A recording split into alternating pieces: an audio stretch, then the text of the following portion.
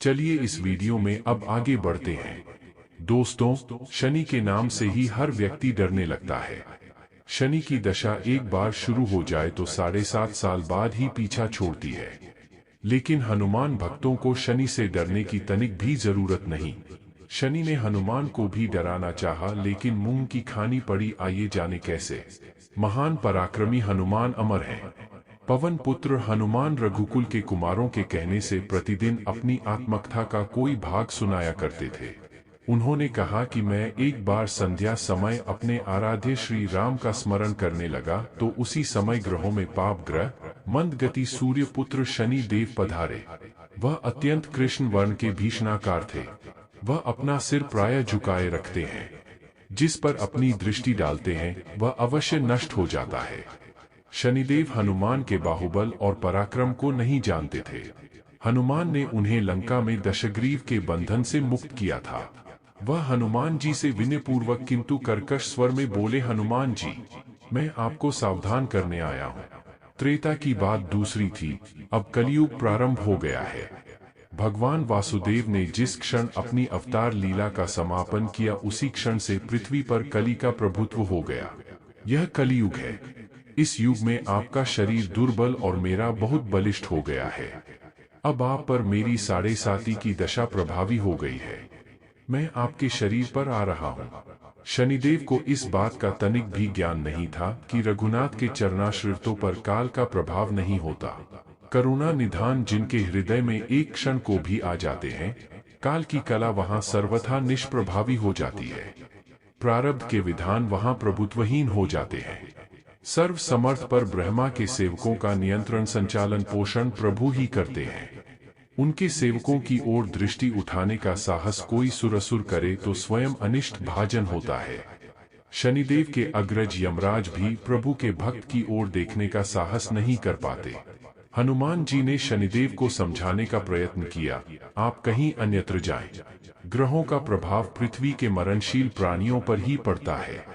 मुझे अपने आराध्य का स्मरण करने दें। मेरे शरीर में श्री रघुनाथ जी के अतिरिक्त दूसरे किसी को स्थान नहीं मिल सकता। लेकिन शनिदेव को इससे संतोष नहीं मिला। वह बोले, मैं सृष्टिकर्ता के विधान से विवश हूँ। आप पृथ्वी पर रहते हैं, अतः आप मेरे प्रभुत्व क्षेत्र से बाहर नहीं हैं।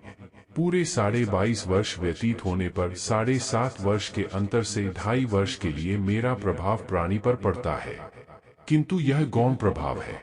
आप पर मेरी 7.5 आज इसी समय से प्रभावी हो रही हो।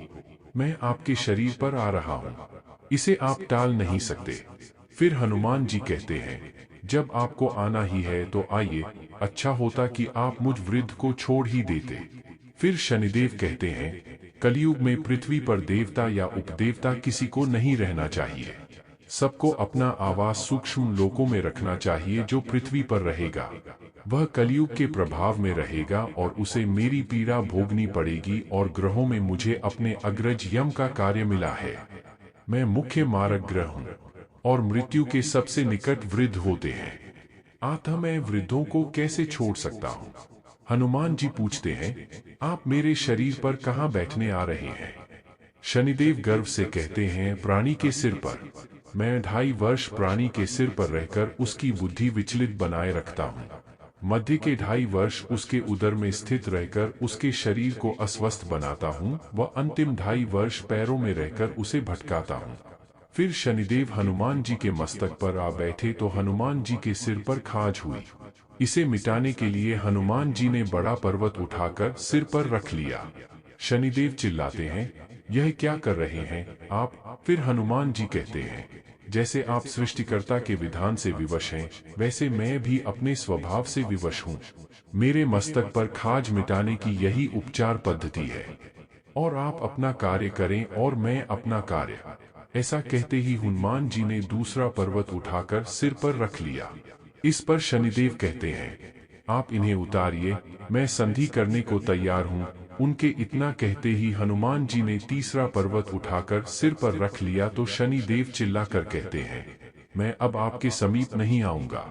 फिर भी हनुमान जी नहीं माने और चौथा पर्वत उठाकर सिर पर रख लिया। शनिदेव फिर चिल्लाते हैं, पवन कुमार, त्राही माम ताही माम। रामदूत, आंजनेयाय नमः।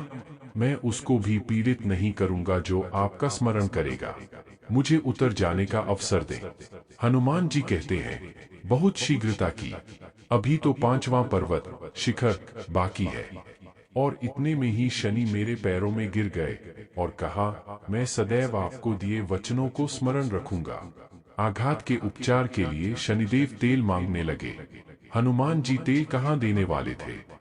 वही शनिदेव आज भी तेलदान से तुष्ट होते हैं।